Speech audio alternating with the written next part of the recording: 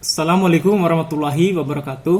Nama saya Wawan Wiranto dari Program Studi Ekonomi Syariah, Fakultas Ekonomi dan Bisnis Islam, mahasiswa di Institut Parahikmah Indonesia. Baiklah, jadi pada video ini saya akan menjawab beberapa pertanyaan untuk memenuhi tugas final dari Bapak Hartas Hasbi SEMAK selaku dosen pengampu dari mata kuliah Fikih Muamalah.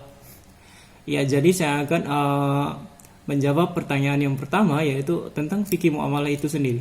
Jadi fikih muamalah adalah akad transaksi jual beli berdasarkan syariat Islam, di mana hukum jual beli itu berdasarkan hukum yang ditetapkan oleh Islam. Kemudian yang kedua yang akan saya paparkan yaitu mengenai akad-akad di dalam mata kuliah fikih muamalah, itu akad murabahah, akad mudharabah, akad musyarakah, akad izarah, sewa menyewa, kemudian akad salam, wadiah, istisna, dan lain sebagainya. Saya akan mencoba menjelaskan satu persatu. Yang pertama itu akad musyarakah.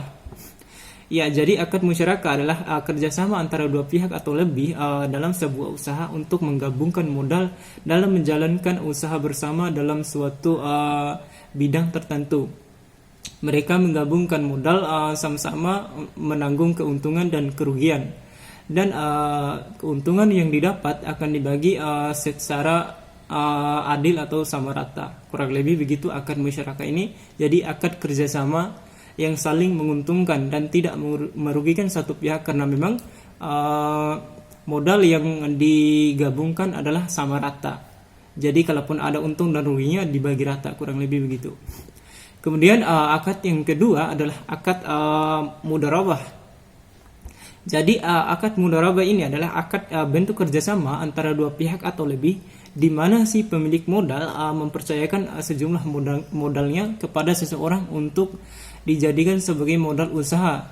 Jadi orang yang menitipkan modalnya ini menitipkan kepada seseorang yang tidak ada modalnya, dan orang yang dititipkan itu akan memanfaatkan modal tersebut untuk membangun sebuah usaha, dan keuntungannya ini tidak dibagi rata, kurang lebih begitu, karena memang orang yang menitipkan modal tidak bekerja, dan orang yang tidak mempunyai modal membangun usaha dari modal orang tersebut.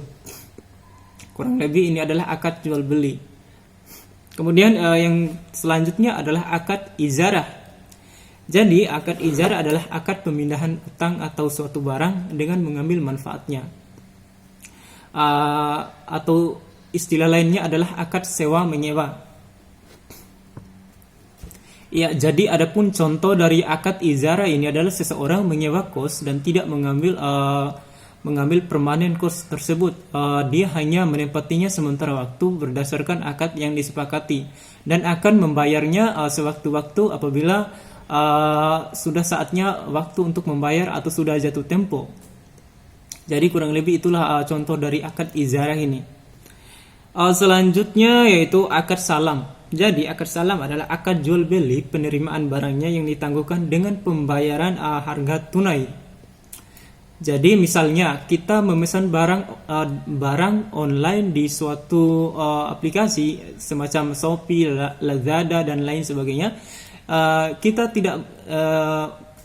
belum menerima barangnya, tapi kita akan menitipkan barang tersebut sesuai dengan harganya. Misalnya kita memesan sesuatu tapi kita belum menerima barangnya, tapi kita sudah melihat barangnya dan harganya. Kita akan memesan dan orang tersebut akan mengirimnya, dan kita akan membayarnya setelah barang tersebut ada di tempat.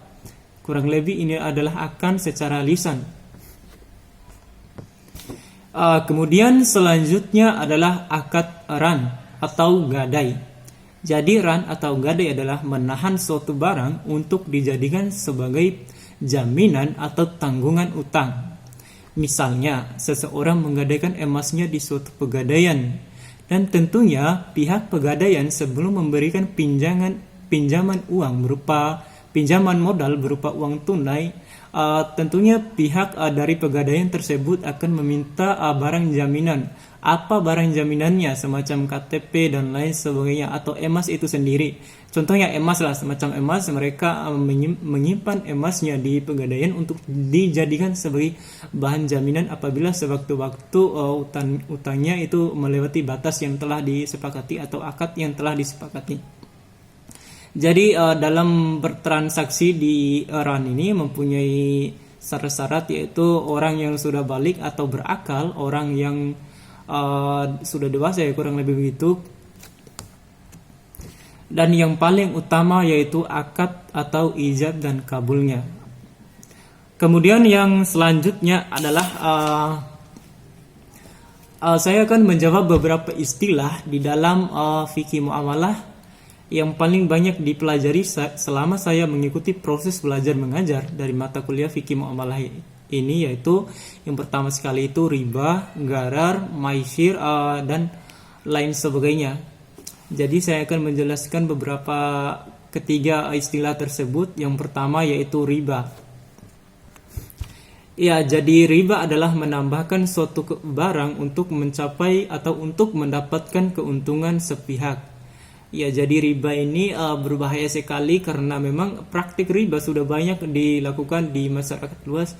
Jadi kita sebagai orang yang sudah mempelajari tentang riba ini harus memberikan edukasi atau pemahaman kepada orang tersebut bahwa hal yang mereka lakukan adalah hal yang buruk dan tidak sesuai dengan syariat Islam. Kurang lebih begitu pengertian dari riba ini. Kemudian selanjutnya adalah gharar. Jadi gharar adalah ketidakpastian terhadap barang atau jasa yang dijual.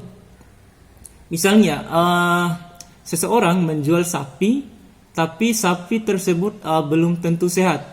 Jadi kita sebagai orang yang membelinya harus mendatangi langsung lokasi orang yang menjual sapi tersebut, atau mengecek langsung ke lokasi apakah sapi tersebut benar-benar sehat, normal, dan lain sebagainya. Kurang lebih gharar ini orang yang menjualnya adalah orang yang tidak bertanggung jawab. Contohnya saja, misalnya seseorang menjual buah-buahan di suatu pasar dengan mencampurkan buah yang segar dan buah yang sudah busuk.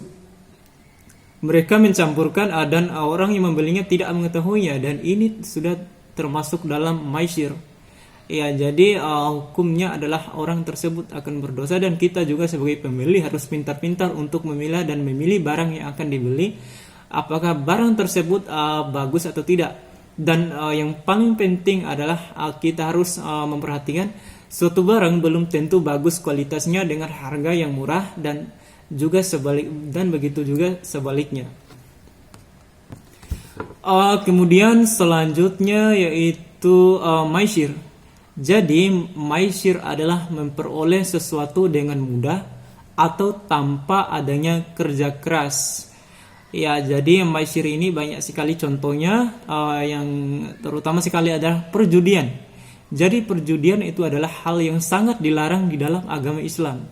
Perjudian ini adalah bermain judi untuk mendapatkan keuntungan tanpa perlu bekerja keras. Mereka bermain semacam kartu atau togel dan lain sebagainya itu untuk bertaruh atau menaruhkan uang atau jaminan semacam rumah, mobil, dan lain sebagainya untuk dijadikan sebagai jaminan. Dan apabila mereka menang, mereka akan mendapatkan keuntungan.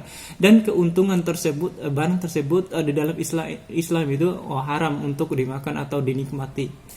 Kurang lebih begitu gharar ini, maisir ini. Dan arisan itu tidak termasuk maisir karena ada akad dan kesepakatan. Ya, jadi maisir arisan adalah akad untuk mendapatkan keuntungan tapi tidak termasuk maisir. Kurang lebih itulah beberapa materi yang dapat saya paparkan lewat video ini. Jadi apabila terdapat istilah-istilah atau pemaparan yang salah dari saya mohon maaf. Kurang dan lebihnya saya mohon maaf. Billahi fi sabilil haq fastabiqul khairat. Wassalamualaikum warahmatullahi wabarakatuh.